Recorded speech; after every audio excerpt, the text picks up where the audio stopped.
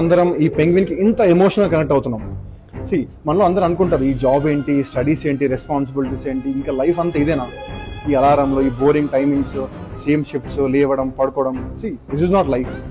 Eat, work, sleep, మళ్ళీ repeat, same life. C ఒకప్పుడు మన వాళ్ళు అనుకునేవాళ్ళు లైక్ హిమాలయాస్కి వెళ్తాం, వెళ్ళిన వాళ్ళు కూడా చాలా మంది ఉన్నారు.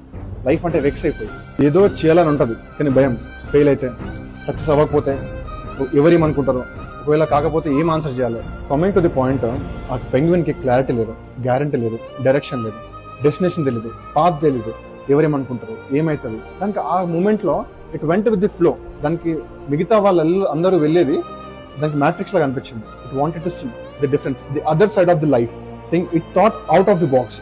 So it wanted to see the what is there, at సైడ్కి ఏముంది లైఫ్లో. Lone like a penguin.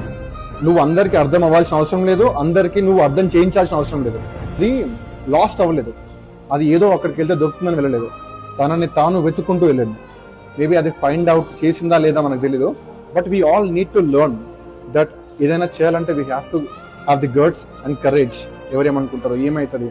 Some times మనం ఏమనుకుంటామంటే సార్ చూద్దాం, లైక్ క్లారిటీ వచ్చినాక చేద్దాం అనుకుంటాం. బట్ నో, కొన్నిసార్లు we have to take a step ఫర్దర్గా, then only will get the clarity. So let's learn this from that penguin.